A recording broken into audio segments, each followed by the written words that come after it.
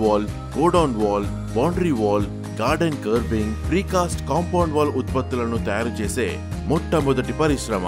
మంచి నాణ్యత గల ముడి పదార్థం అద్భుతమైన ఉత్పత్తి నాణ్యతను నిర్ధారిస్తుంది. కాబట్టి మేము దానిపై రాజీపడము. మా వద్దకు తెచ్చే ఇసుక నాణ్యతగా లేకున్నా దాన్ని అంగీకరించము. ముడి సరుకు నాణ్యతను తనిఖీ చేయడానికి మేము నిపుణుల బృందం మరియు ఆధునిక పరీక్ష సౌకర్యాలతో కూడిన సుసంపన్నమైన ల్యాబ్ ని కలిగి ఉన్నాము.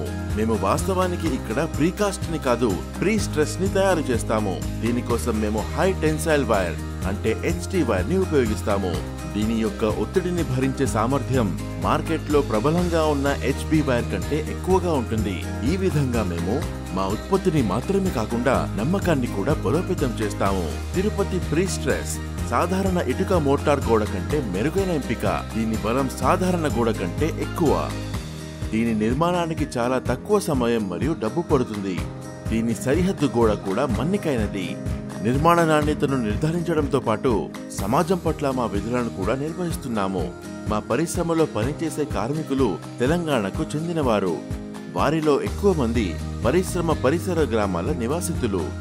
మేము వ్యాపారం చేసే చోట ప్రయోజనం చేకూర్చాలని లక్ష్యంగా పెట్టుకున్నాము. ప్రీకాస్టుల తయారీ నుండి రవాణా మరియు సంస్థాపన వరకు మేము వందలాది మందికి ఉపాధి కల్పించాము.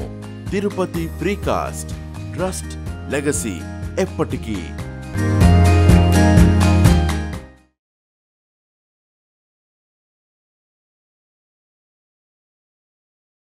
ఢిల్లీలో త్వరలో జరిగే బీహార్ రాష్ట్రాల ఎన్నికల నేపథ్యంలో నేడు కేంద్ర ఆర్థిక శాఖ మంత్రి నిర్మలా సీతారామన్ బడ్జెట్ను ప్రవేశపెట్టిందని సిపిఐ నేత తాటిపాక మధు విమర్శించారు. ఈ సందర్భంగా ఆయన కొన్ని ఆసక్తికరమైన వ్యాఖ్యలు చేశారు. ఇప్పటికే దేశంలో వివిధ రాష్ట్రాల్లో గ్రామీణ ప్రాంతాల్లో ప్రజలు ఉపాధి లేక పట్టణాలకు వలసలు వెళుతున్నారని, కనీసం ఉపాధి హామీ చట్టానికి నిధులు సరిగ్గా కేటాయించలేదన్నారు. ఈ పథకాన్ని ఎత్తివేయడానికి కుట్ర జరుగుతోందని మధు తెలిపారు. ఆంధ్రప్రదేశ్కు మోడీ చేయి చూపించారని, రాజధానికి నిధులు కానీ ప్రత్యేక హోదా ఊసేలేదు.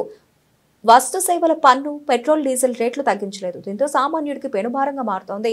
మరొకసారి ఈ బడ్జెట్లో కార్పొరేట్ పారిశ్రామికవేత్తలకు ఫుల్ మీల్స్ పెట్టారు అని పేర్కొన్నారు.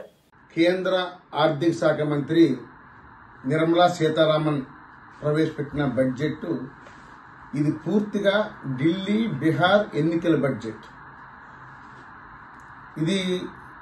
ఈ బడ్జెట్ ను చూసి ముఖ్యమంత్రి చంద్రబాబు నాయుడు గారు, పవన్ కళ్యాణ్ సిగ్గుపడారు.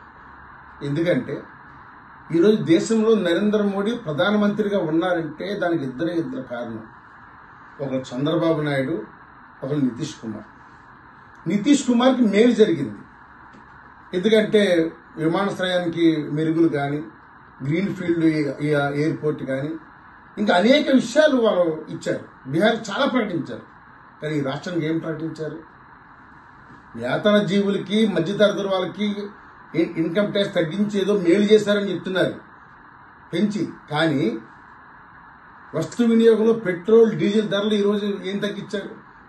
ఆ ట్యాక్స్ అలాగే ఉంచారు కదా. దీనివల్ల వాళ్ళ జేబులన్నీ ఖాళీ అయిపోతాయి. పేరుకు మాత్రం ఎన్నికల వరకు మాత్రమే హ్యాపీ, తర్వాత మళ్ళీ ఖాళీ అయిపోతాయి. రెండోది, ఇప్పటికే వివిధ రాష్ట్రాల్లో గ్రామీణ ప్రాంతాల్లో వలసలు ఎక్కువ జరుగుతున్నాయి. అంటే గ్రామీణ ఉపాధి హామీ చట్టాన్ని పటిష్టం చేయవలసింది పోయి దాన్ని ఎత్తివేయడానికి నిధులే కేటాయించలేదు. ఈ బడ్జెట్ని తీవ్రంగా వ్యతిరేకిస్తున్నాం. ఆంధ్రప్రదేశ్ రాష్ట్రాన్ని కాపాడాలని, ఈ రాష్ట్రానికి నిధులు ఇవ్వాలని మేము కోరుతున్నాం.